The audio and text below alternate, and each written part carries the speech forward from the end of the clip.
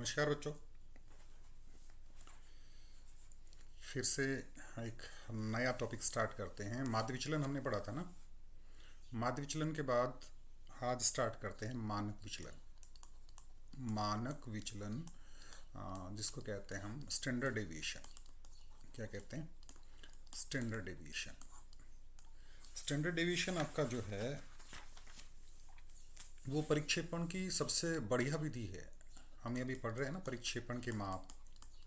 परिक्षेपण के माप, तो अभी तक जितने भी परिक्षेपण के माप हैं उनमें ये जो आपका मानक विचलन है वो सबसे बढ़िया विधि है। और इसका सबसे पहले प्रयोग किया था कार्ल पियर्सन ने। किसने किया था? याद रखना, कार्ल, जस्ट मिनट,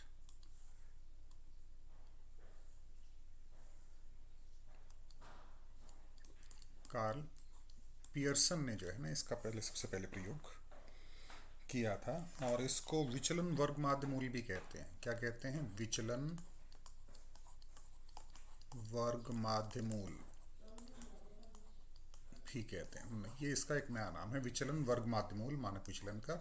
ये भी कहते हैं, इंपॉर्टेंट चीज़ है ये सब। परिक्षेपण के सबसे बढ़िया माप, अगर प्रश्न पूछा जाता है परिक्षेपण का सबसे बढ़िया माप कौन सा, तो आप कहेंगे स्टैंडर्ड डेविएशन या मानक विचलन। और इसका सबसे पहले प्रयोग किया जो सांख्यिकी के विद्वान थे कार्ल पियर्सन, उन्होंने। और इसको कहते हैं विचलन वर्ग माध्य मूल भी कहते हैं। सीधी सीधी इसकी एक परिभाषा जो हम कह सकते हैं वो है कि समांतर माध्य से जो विचलन लिए गए हैं। किससे? अर्थमेटिक मीन से। समांतर माध्य के जो विचलन हैं उनके जो वर्ग हैं उनका माध्य निकालेंगे। समांतर माध्य से विचलन लेके उनका करेंगे वर्ग और फिर उनका निकालेंगे माध्य और फिर इसका कर देंगे वर्गमूल। क्या कर देंगे? वर्गमूल। तो वो आपका आ जाएगा आप स्टैंडर्ड डेविएशन, जिसको सिग्मा से कहते हैं। सिग्मा इस तरह से लिखते हैं, ये न जैसा लिखते हैं ना, ये नहीं लिखना आपको, बस आपको ये नहीं लिखना और आपको ये इस तरह का बना देना। ये शाइन होता है किसका? सिग्मा कहते हैं इसको। और ये माध्य आपको जो है स्टैंडर्ड डेविएशन का होता है। और इसकी विशेषताओं में एक बात आती है कि ये हमेशा अर्थमेटिक मीन से ही निकाले जाते हैं। माध्य विचलन में हमने देखा था ना, उसको माध्यिका से भी निकाल सकते थे और माध्य से निकाल सकते थे। इसको जो है हमेशा समांतर माध्य से निकाला जाता है, अर्थमेटिक मीन से, समांतर माध्य से ही निकाला जाता है हमेशा। इस बात को दिमाग में आपको रखना है। और मानक विचलन गुणांक अगर हम ज्ञात करेंगे, गुणांक का बाद में बता दूंगा। चलो एक एग्जाम्पल लेके हम सीधा सीधा करते हैं, उसके बाद में आपको बिल्कुल समझ में आएगा। जैसे कुछ अंक हैं, मैं यहीं पे लिखूँ इनको सीधा, क्रमांक नहीं लिख रहा हूँ। जैसे संख्याएं हैं 12, 8, 17,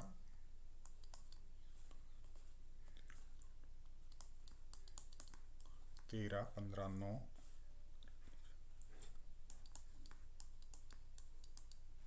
ये संख्याएं हैं।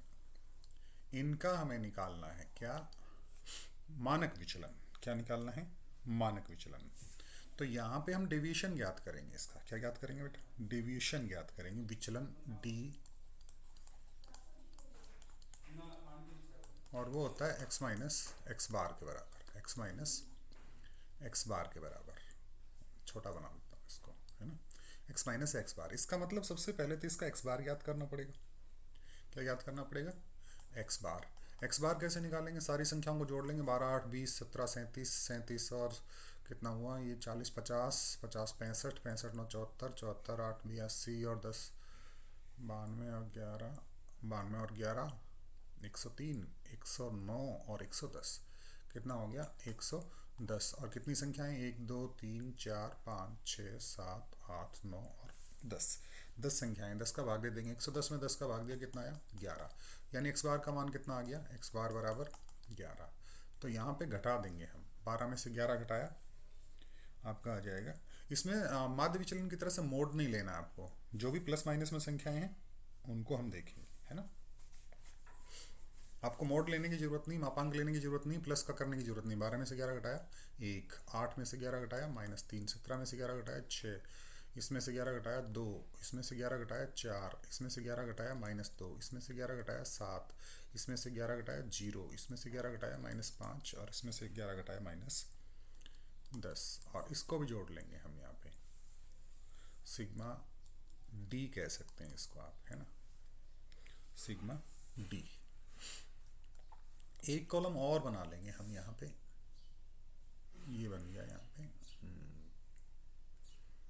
चलो 1 मिनट में इसको थोड़ा सा मिटा देता हूँ ना।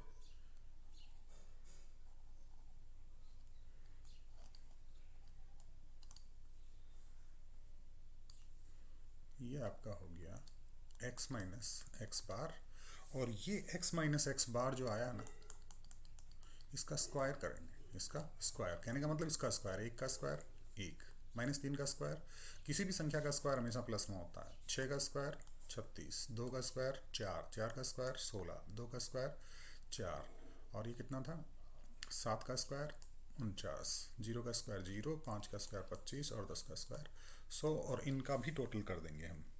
इनका टोटल जब हम करेंगे तो ये 244 आएगा। कितना आएगा 244, ठीक है। ये आपका विचलन आ गया। अब जो है हमने शुरू में ये कहा था कि समांतर माध्य से जो विचलन लिए गए हैं उनके वर्गों का माध्य जो आएगा, इनके वर्ग जो है ना, ये वाले, ये वर्ग जो आए हैं इनका माध्य निकालना पड़ेगा, इन संख्याओं का माध्य।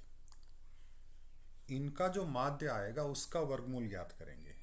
कहने का मतलब फॉर्मूले के तौर पे अगर हम इसको यूँ लिख सकते हैं कि जैसे इनके वर्ग तो आगे सिग्मा एक्स स्क्वायर, और माध्य निकालने के लिए इसमें कितने का भाग दे देंगे, सिग्मा एफ या एन का भाग दे देंगे, ये आएगा ना, और फिर इसका करेंगे वर्गमूल। सिंपल संख्या में ये जो है आपका फॉर्मूला है, ये क्या है, फॉर्मूला है आपको ये ज्ञात करने का। तो सिग्मा एक्स स्क्वायर कितना आया, ये जो है इसको भी सिग्मा बोलते हैं, इसको भी सिग्मा बोलते हैं। इसका ज़्यादा कॉमन नाम समेशन ऑफ एक्स स्क्वायर होता है, मतलब इनका जोड़, और इसको हमेशा ही सिग्मा बोलते हैं। तो सिग्मा एक्स स्क्वायर ये आया आपका 244, और पेन एन कितनी संख्याएं थी 10, और इसका वर्गमूल, तो ये आ गया आपका 24.4 का वर्गमूल, 24.4 का वर्गमूल। और 24.4 का वर्गमूल आपने जो है सीखा है आपने 7वीं 8वीं क्लास में, इसको मैं दोबारा से नहीं सिखाऊंगा। आप इतना भी लिख देंगे तो भी ज़्यादा गलत नहीं है। किसी बच्चे को ज़्यादा समझ में नहीं आ रहा, पता नहीं वर्गमूल भूल गए हैं, 6ठी 7वीं क्लास की बात है ये, तो कोई बात नहीं, आप इतना कर देंगे 24.4 का स्क्वायर रूट, तो ये आपका सिग्मा आ गया, है ना। तो और वैसे अगर इसको ज्ञात करना चाहेंगे तो आपका आंसर जो आएगा वो आएगा 4.94, 4.94। और एक इसमें और होता है मानक विचलन, तो ये आ गया मानक विचलन गुणांक। मानक विचलन गुणांक और ज्ञात किया जाता है। तो गुणांक ज्ञात करने के लिए हम क्या करते हैं कि आपका जो सिग्मा है ना, उसमें आपके एक्स बार का भाग दे देते हैं। किसका भाग दे देते हैं, एक्स बार का। गुणांक में ये आपके सिग्मा में एक्स बार का भाग दिया तो विचरण गुणांक आ जाएगा। तो ये कितना आया 4.94, और इसमें भाग दे दिया कितने का 11 का, तो ये आपका आ गया 4.94 में 11 का भाग देंगे तो 0.4 समथिंग कुछ आएगा, 0.45। ये आपका हो गया एक तरह से माध्य विचलन गुणांक, मानक विचलन गुणांक। और ये जो था अभी तक हमने सॉल्व किया है, ये है आपका मानक विचलन स्टैंडर्ड डेविएशन। क्या है, स्टैंडर्ड डेविएशन। एक आध सवाल इस तरह का आ सकता है, इजी सवाल है, ज़्यादा मुश्किल काम नहीं है।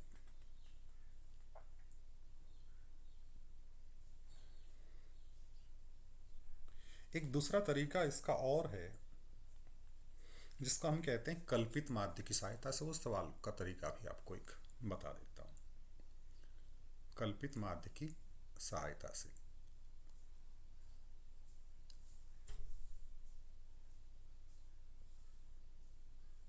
जस्ट ए मिनट,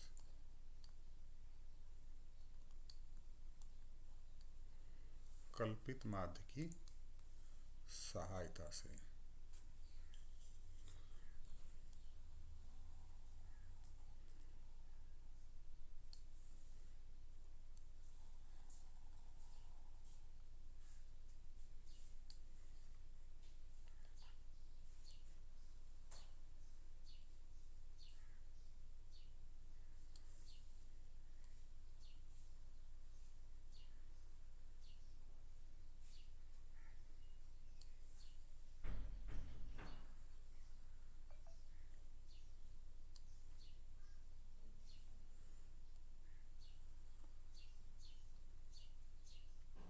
अलग से सवाल नहीं लिख के मैं सीधा सवाल इसी में टेबल में लिखता हूँ। ये आपका किन्हीं भी संख्याओं का आकार है।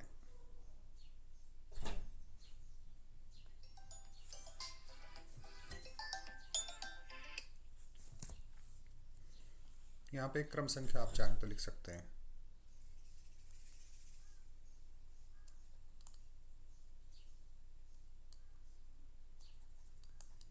क्रम संख्या 1 2 3 4 5 6 7 8 9 10। यहाँ पे जो आकार है x का मान है आपका 8 10 12 14 10 12 14 16 18 20 22 24 26 22 24 और 26। ठीक है, यहाँ पे हम ज्ञात करेंगे कल्पित माध्य से लिया गया विचलन d। x माइनस एक्स बार किया करते थे ना, यहाँ पे x bar x minus a करेंगे। कल्पित माध्य से लिया गया माध्य विचलन। कल्पित माध्य मान लीजिए इस सवाल में इसने कहा है कि आप 20 मान के करो। इस सवाल में आपने क्या इसने कहा है कि 20 मान के करो। हम चाहे 18 मान के कर सकते हैं। अगर सवाल में आपको नहीं दिया जाता है तो आप जो है 18 मान के कर सकते हैं, 16 मान के कर सकते हैं। तो लेकिन इस सवाल में इसने कहा कि 20 को कल्पित माध्य मान के आपको जो है वो करना है। तो आपको क्या करना है, x माइनस ए 8 माइनस 20 कितना आ गया -12, 10 माइनस 20 -10, 12 माइनस 20 -8, 14 माइनस 20 -6, -4 -2 0 और 22 माइनस 2 20, 2 आ गया, 24 में से 20 घटा दिया 4 आ गया, 26 में से 20 घटा दिया 6 आ गया। ये आ गया आपका विचलन। और यहाँ पे जैसे हम ज्ञात करते हैं कि विचलन का स्क्वायर ज्ञात कर लेंगे, डी स्क्वायर मान लीजिए इसको, या डी एक्स स्क्वायर मान लीजिए, कुछ भी कह देते हैं इसको, है ना।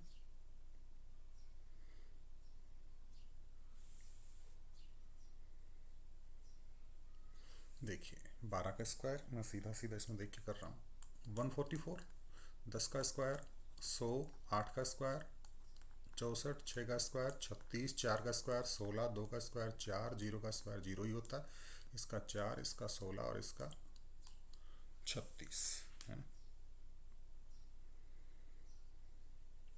ये आपका आ गया, इसको हम कहते हैं सिग्मा डी। और इनको जब टोटल करेंगे हम तो ये आ गया 12 10 22 8 30 36 40 और 2 42। माइनस का हो गया, यहीं पे करके देखो मैं, ये आपका माइनस का हो गया 42 और प्लस का कितना हो गया 6 4 10 और 2 12। तो 12 माइनस 42 माइनस आ गया 30, -30। और इनको जब टोटल करेंगे ना, ये हो गया आपका सिग्मा डी स्क्वायर और इनका टोटल जब हम करेंगे तो आएगा 420।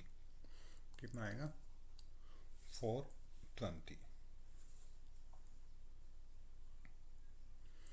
हमारा यहाँ पे जो फॉर्मूला होगा, मैं इसको लाइनों का हमारे कोई काम की नहीं है, यहाँ पे हम इसको पूरी तरह से यूज़ करेंगे हमारे ब्लैक बोर्ड को। हमारा जो फॉर्मूला होगा कल्पित माध्य की सहायता से जब करते हैं तो ये होता है सिग्मा बराबर अंडररूट सिग्मा डी स्क्वायर बटा n माइनस सिग्मा डी बटा n का होल स्क्वायर। ये फॉर्मूला याद रखना जब कल्पित माध्य की सहायता से।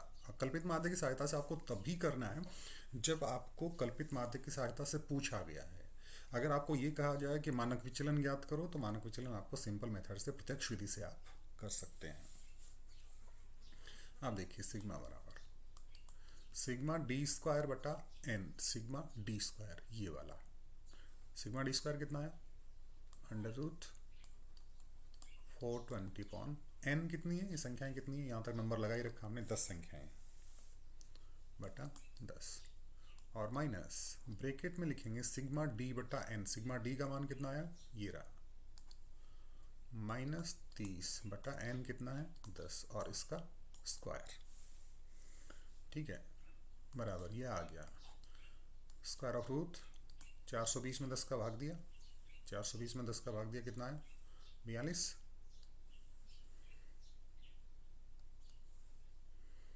और माइनस, देखिए एक जीरो से एक जीरो कट जाएगा, ये कितना है? -3।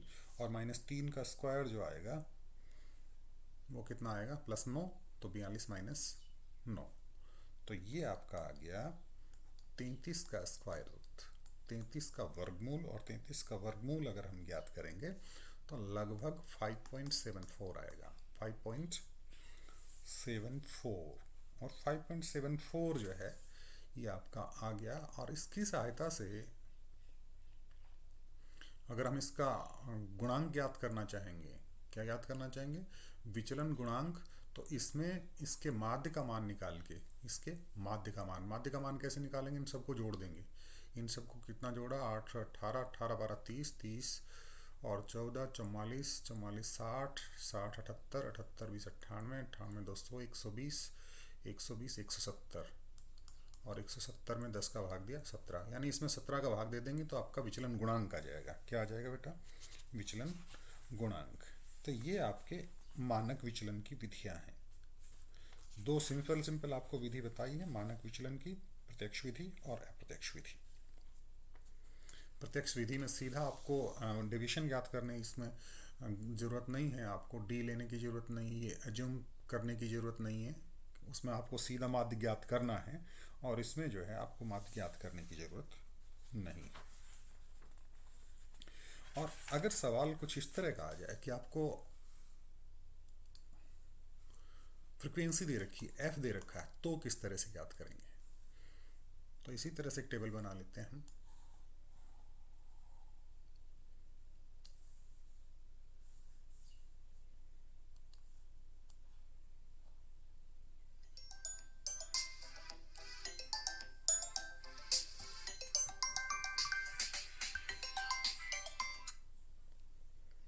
नमस्ते मैम,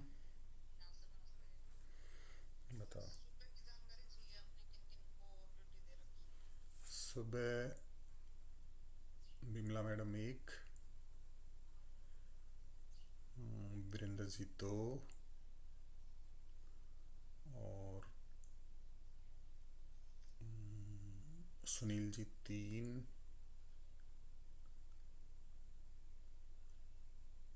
और 2 वो सुरेंद्र जी और लीलाधर जी। हाँ लीलाधर जी हैं, क्योंकि कल प्रियंका मैडम नहीं है तो एक आदमी एक्स्ट्रा लिया हमने।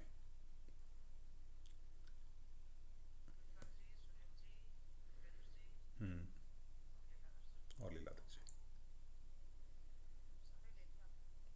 5 आदमी चाहिए ही ना, 4 कमरे हैं। एक एक्स्ट्रा लिए लीलाधर जी, वो भी उनकी एवज में। क्यों, आपके कम पड़ रहे हैं क्या?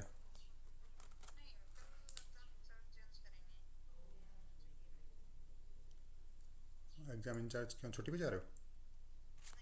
तो अच्छा। तो एक आदमी एक्स्ट्रा चाहिए मतलब। तो खूब सारे हैं, दुनिया भर के स्टाफ हैं आपके पास, कहाँ कम पड़ रहे हैं? भाई 2 वो रहे, उनको लगा लो ना, आपके एनटीटी वाली मैडम 2, उनको। कहाँ गई वो? अच्छा, तो उनको कहाँ भेज दिया? अच्छा। हाँ, अच्छा ऐसे ही भेजा था कि मुझे ध्यान नहीं है। फिर भी खूब सारे हैं तो। चलो ठीक ना जी।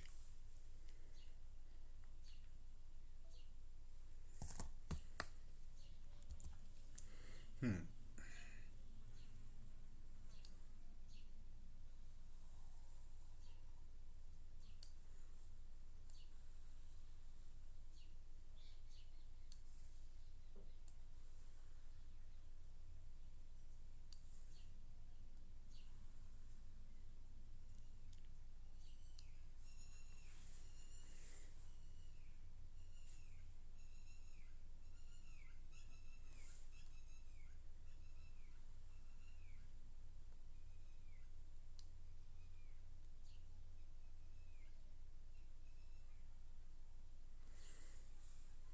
देखिए यहाँ पे आ गए आपके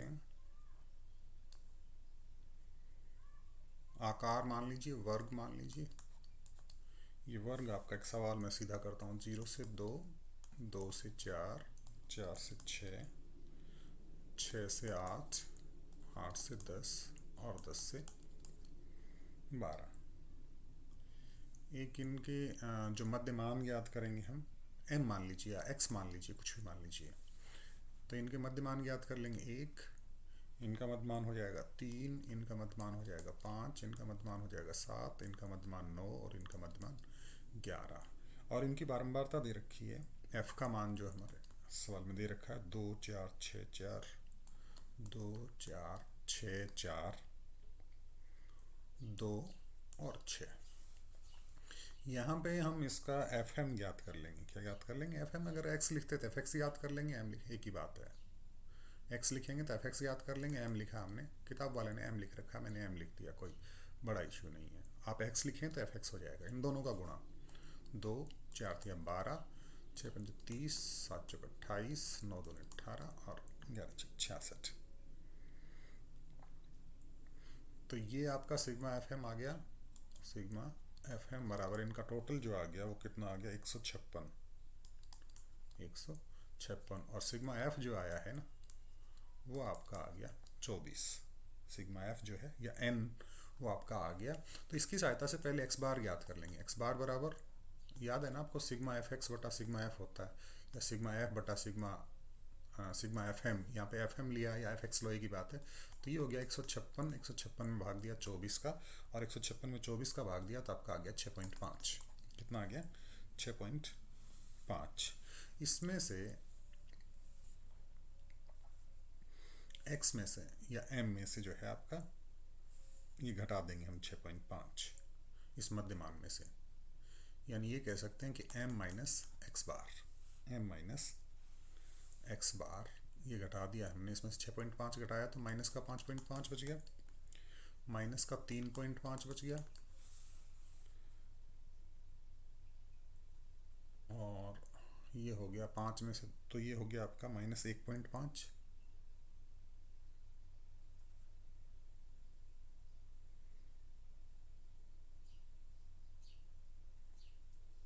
5 में से घटाया तो 1.5 माइनस का, जस्ट मिनट,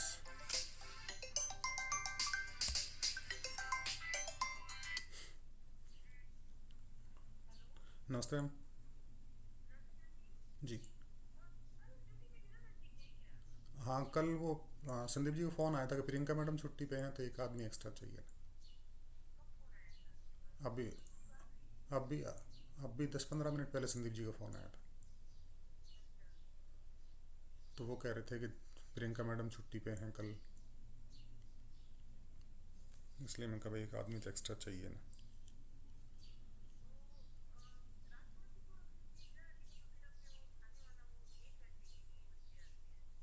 नहीं, राज कंवर जी को रख लेंगे, उसमें कोई दिक्कत नहीं। वो तो संदीप जी ने कहा लीला जी को बुला लूँ क्या? मैं बुला लो, राज कंवर जी फ्री थे वैसे तो कोई दिक्कत नहीं। हम्म हम्म।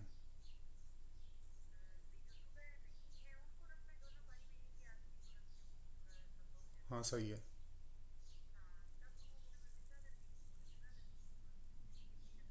हम्म।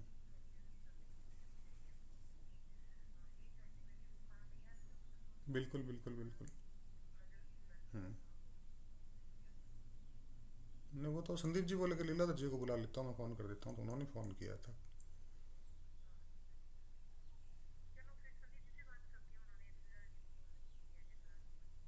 जी ठीक है।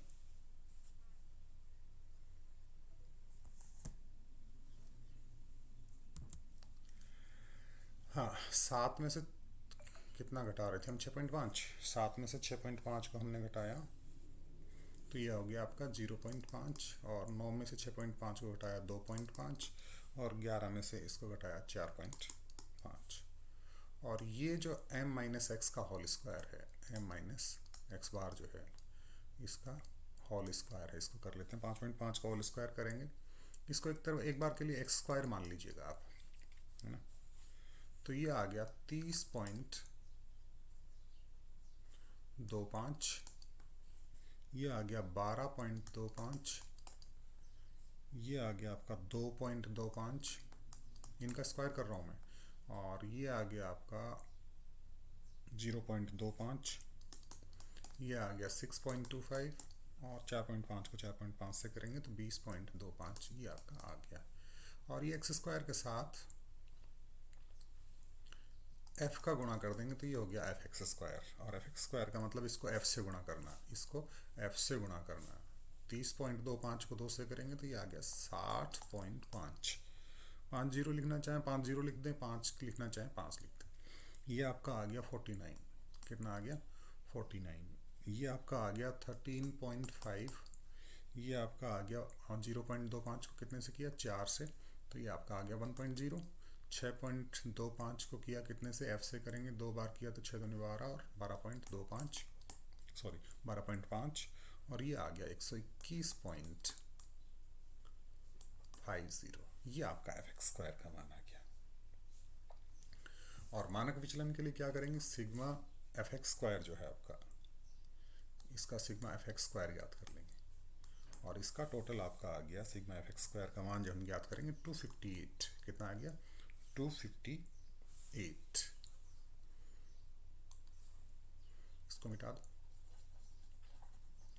अब इसकी सहायता से हम मानक विचलन ज्ञात करेंगे, और इसमें मानक विचलन का जो फॉर्मूला हमारा लगेगा वो सिंपल फॉर्मूला लगेगा, ज़्यादा नहीं, सिग्मा एफ एक्स स्क्वायर बटा एन, ये स्क्वायर है दिखाई दे रहा होगा, और इसका अंडर रूट, यानी 258 बटा एन का मान कितना आया था 24, और इसका स्क्वायर रूट 258 बटा 24 का स्क्वायर रूट, और इसको जब सॉल्व करेंगे ना तो ये आ गया 3.24। कितना आ गया, पहले 258 में 24 का भाग दे दो, जो संख्या आए उसका स्क्वायर रूट कर दो, तो ये आपका आ गया मानक विचलन। इनको साथ में अपनी कॉपी में लिख लेंगे तो ठीक रहेगा। ठीक है, इस तरह का कोई सवाल आएगा तो आप कर देंगे। गुणांक ज्ञात करना हो तो इसमें माध्य का भाग दे देंगे, 3.27 में माध्य का भाग दे देंगे, तो ये आपका विचरण गुणांक की गणना हो गई। ठीक है, उतार लिया होगा आपने। कुछ एक बातें इसमें और कर लेते हैं कि मानक विचलन के गुण अवगुण की बात करेंगे। मानक विचलन के मेरिट्स एंड डीमेरिट्स, गुण और अवगुण। सबसे पहली बात, इसके गुणों की बात करें तो ये सभी मूल्यों पर आधारित होता है। क्या होता है, सभी मूल्यों पर आधारित होता है। सबसे इंपॉर्टेंट बात है, सभी मूल्यों पर आधारित है, और इसकी माप जो है वो बिल्कुल क्लियर होती है, यानी स्पष्ट और निश्चित माप है, स्पष्ट एवं निश्चित माप है इसकी, स्पष्ट और निश्चित माप है। और एक ये कह सकते हैं कि हायर एजुकेशन में जाएंगे, यानी ऊपर जाएंगे जब हम ऊपर की क्लासेस में, तो बीजगणितीय उपयोग में इसका यूज होता है। बीजगणितीय विधियां जो हैं उसमें इसका उपयोग होता है। तो ये तो हो गए इसके, ज़्यादा मैं नहीं बताऊंगा। इसके गुण और डीमेरिट्स, या इसके जो अवगुण कह सकते हैं, वो ये है कि एक तो ये कठिन है, सबसे बड़ा गुण तो ये है, काफ़ी स्क्वायर वगैरह करना, जोड़ बाकी करना, कैलकुलेशन कठिन है। और दूसरा है सीमांत मूल्यों का अधिक महत्व है, सीमांत मूल्यों का महत्व जो है वो ज़्यादा है। ये इसके गुण और अवगुण है। छोटा मोटा प्रश्न आपसे पूछा जा सकता है, क्या है, इनको आप जो है लिख लीजिएगा, एक बार पॉज कर लीजिएगा वीडियो, और उसके बाद में आप लिख लीजिएगा। अब एक इस चैप्टर का लास्ट जो आ रहा है वो आ रहा है लॉरेंज कर्व या लॉरेंज वक्र। लॉरेंज वक्र यानी एक प्रकार का वक्र है। किस तरह से बनेगा, सीधा सवाल उदाहरण के जरिए बताऊंगा। बस इतना दिमाग में रख लीजिएगा कि डॉक्टर मैक्स लॉरेंज थे, डॉक्टर मैक्स लॉरेंज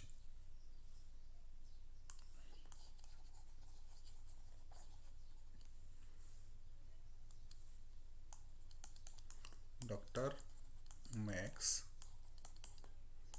लॉरेंज ने प्रतिपादन किया इस वक्र का, इसलिए इसको लॉरेंज वक्र कहा गया। लॉरेंज वक्र समान वितरण रेखा जो है, समान वितरण रेखा बताऊंगा मैं, समान वितरण रेखा क्या है, उससे वास्तविक वितरण रेखा का जो माप का, समान वितरण रेखा से वास्तविक वितरण रेखा जो है, वास्तविक वितरण रेखा से जो विचलन होता है उसको इस कर्व में दिखाया जाता है, तो वो आपका जो है लॉरेंज वक्र हो गया।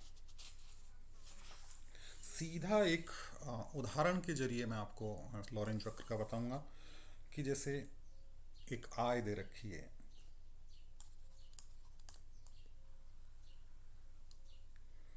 और व्यक्तियों की संख्या, व्यक्ति, ठीक है, आय जो है 100 रुपये वाले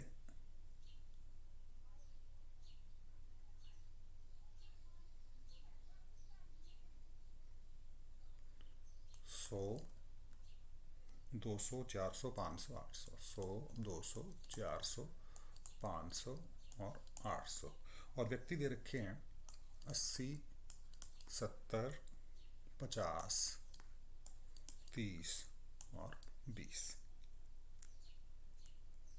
आपको यहाँ पे क्या करना है, आय का संचयी योग करना है। क्या करना है, आय का संचयी योग। और यहाँ पे आपको करना है व्यक्तियों का संचयी योग, व्यक्तियों का संचयी योग, ठीक है। देखिए संचयी योग का मतलब जैसे संचयी बारंबारता सारणी याद करते हैं ना, 100 का 100, इसमें 200 जोड़ देंगे कितना आ गया 300, इसमें 400 जोड़ देंगे कितना आ गया 700, इसमें 500 जोड़ देंगे कितना आ गया 1200, इसमें 800 जोड़ दिया कितना आ गया 2000। इसी तरह से व्यक्तियों का योग है उसका संचयी योग कर देंगे 80, 80 में 70 जोड़ दिया 150, 150 में 50 जोड़ दिया 200, 200 में 30 जोड़ दिया 230 और 230 में 20 जोड़ दिया, ये आ गया आपका 250। ये आपका कॉलम नंबर 1 है, ये 2 है, ये 3 है, ये 4 है, ठीक है। यहाँ पे 2 कॉलम और बनाऊंगा मैं। आपको क्या करना है, यहाँ पे मैं लिखूंगा आय का संचयी योग का प्रतिशत, मैं यहाँ पे ये लिख देता हूँ सीधा 3 का प्रतिशत, और ये जो है 4 का प्रतिशत। 3 का प्रतिशत का मतलब ये जो 100 टोटल कितना है 2000, ये 2000 जो है उसकी सहायता से 100 जो है वो कितना प्रतिशत है, तो इसको इस तरह से याद कर लेंगे आप, 100 बटा 2000 और गुणा 100, ठीक है। 2 जीरो से 2 जीरो कट गए, 1 जीरो से 1 जीरो कट गया, तो ये आपका बच गया 5%। कितना प्रतिशत बच गया 5%। 3 का जो प्रतिशत निकालेंगे वो 5% है ना। 300 के हिसाब से 2000 का जब ज्ञात करेंगे तो ये आपका आ जाएगा 15%। कितना प्रतिशत आ जाएगा 15%। फिर ये आ जाएगा 35%, ये आ गया आपका 60%, और ये 100%। आपको 2000 है तो 100% होना ही है। इसी तरह से 4 का प्रतिशत याद करेंगे 80 वाला, तो ये आपका आएगा 32%, ये आएगा 60%, ये आपका आ गया 80%, ये आपका 92% एंड ये 100%। सबसे इम्पोर्टेंट चीज़ जो है वो ये 2% आपके होंगे, ये वाले। इन दोनों का ग्राफ बनाना है, इन दोनों का ग्राफ आपको बनाना है। ये आय है, ये व्यक्ति है। एक्स एक्स पर आय को ले लेंगे और वाई एक्स पर, सॉरी, एक्स एक्स पर जो है हम, क्या बोला था मैंने अभी, एक्स एक्स पर आय को ले लेंगे ऐसा बोला ना हमने। आप जो है एक्स एक्स पर आय को नहीं लेके एक्स एक्स पर व्यक्तियों को ले लें और वाई एक्स पर आय को ले लें और एक ग्राफ बना देंगे। मैं इसमें इस साइड वाला मिटा रहा हूँ, मेरे पास जगह नहीं है।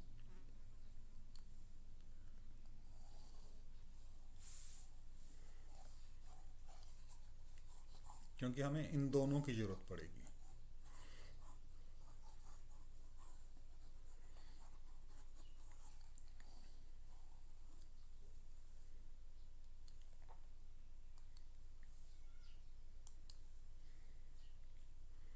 ये ग्राफ इस तरह से हम बना लें, प्लॉट करेंगे हम ग्राफ को।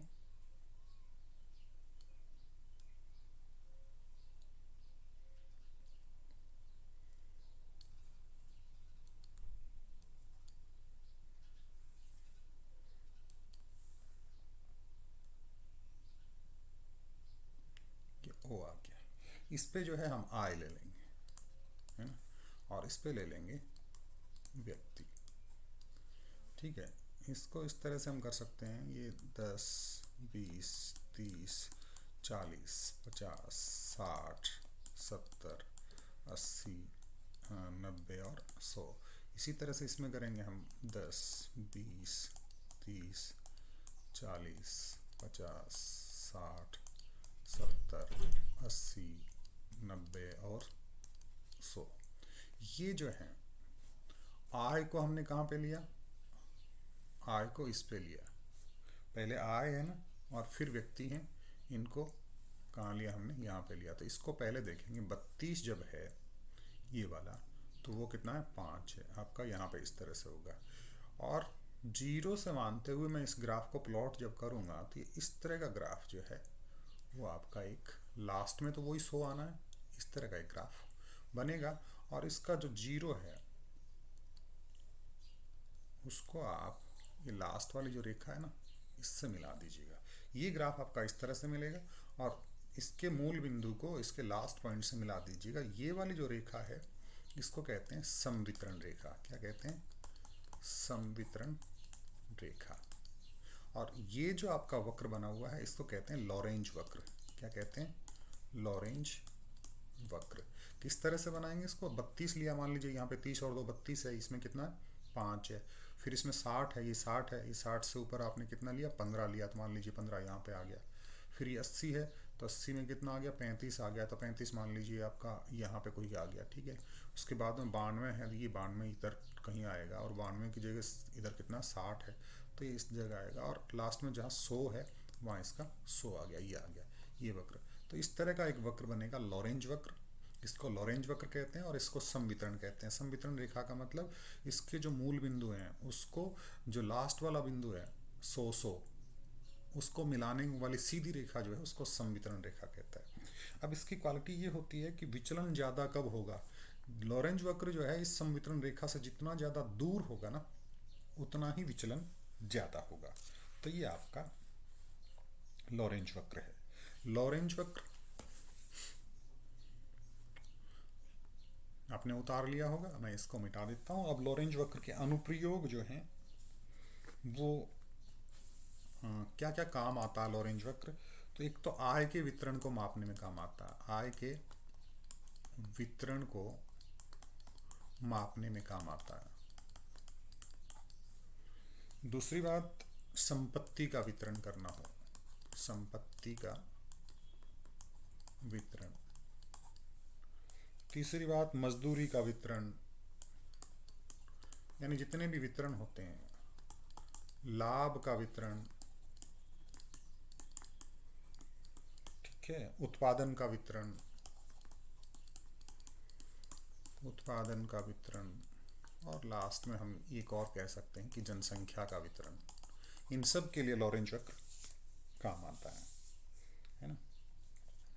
छोटे मोटे कुछ प्रश्नों की बात करूं हम, एक छोटा सा प्रश्न आता है इसमें, निम्न में से कौन सा परिक्षेपण का निरपेक्ष माप है, कौन सा परिक्षेपण का निरपेक्ष माप है। आपके ऑप्शन दे रखे हैं, ए ऑप्शन दे रखा है परास, ऑप्शन बी में दे रखा है परास गुणांक, ये बी ऑप्शन है, ये ए ऑप्शन है, सी ऑप्शन में दे रखा है माध्य विचलन गुणांक, माध्य विचलन गुणांक, और डी में दे रखा है दोनों, बी और सी दोनों। तो इसमें आपको दिमाग में रखना, ये जो परास है ना इसको निरपेक्ष माप कहते हैं हमेशा, परास को निरपेक्ष। परास कैसे ज्ञात करते हैं, परास आपका जैसे मान लीजिए 2, 4, 6, 7, 3, 9, 17, तो जो मिनिमम वैल्यू है और मैक्सिमम वैल्यू इन दोनों का जो डिफरेंस होगा, 17 में से 2 घटाएंगे तो क्या ज्ञात करेंगे, परास ज्ञात करेंगे। परास गुणांक, परास गुणांक कैसे ज्ञात करते हैं, परास गुणांक ज्ञात करने के लिए आपको जो फॉर्मूला लगाना है, सीधा सीधा आपको फॉर्मूला है, मैं सीधा बता दूं आपको, h माइनस एल, एच का मतलब हाईएस्ट लिमिट, एल का मतलब लोएस्ट लिमिट, और बटा h प्लस एल। ये फॉर्मूला आपको याद रखना। परास गुणांक ज्ञात करना, परास ज्ञात करने के लिए सबसे छोटा मान माइनस सबसे बड़ा मान माइनस सबसे छोटा मान, और गुणांक ज्ञात करना हो तो ऐसे ज्ञात करेंगे। और माध्य विचलन जो है, माध्य विचलन का गुणांक ज्ञात करना है तो ये माध्य विचलन आप क्या आपका आ गया, और इसमें आपको माध्य का भाग दे देना है। ये तो आपको अभी मानक विचलन में बताया ना, गुणांक ज्ञात करने के लिए उसमें माध्य का भाग दे देंगे। तो मानक विचलन का गुणांक ज्ञात करना है तो मानक विचलन में एक्स बार का भाग दे देंगे, और माध्य विचलन का गुणांक ज्ञात करना है तो एम डी एक्स में जो है एक्स का भाग दे देंगे। अभी एक प्रश्न अभी अभी देखा हमने, विचलन का मुख्य अवगुण है। इसमें पहला प्रश्न उत्तर दे रखा सभी मूल्यों पर आधारित नहीं होना, ये तो अवगुण नहीं है इसमें। दूसरा निदर्शन परिवर्तनों का प्रभाव होना, ये नहीं है। एक ऑप्शन दे रखा कठिन और सीमांत मूल्य को अधिक महत्व दिया जाना, ये दोनों ही बात मैंने आपको बताई थी। और परास का मुख्य गुण है सभी मूल्यों पर आधारित होना, खुले सिरे वाली आवृत्ति वितरण के लिए उपयुक्त होना, ये सरल है, और इनमें से कोई नहीं, सरल तो नहीं है। सरल तो मुख्य गुण है परास का, सॉरी परास का मुख्य गुण है। परास का मुख्य गुण, तो परास तो सीधी सी बात है कि मैक्सिमम वैल्यू जो है उसमें से मिनिमम वैल्यू घटाते हैं, तो ये सरल है, तो ये ऑप्शन आपका हो गया। तो आज के लिए इतना काफ़ी, मिलते हैं, बाय।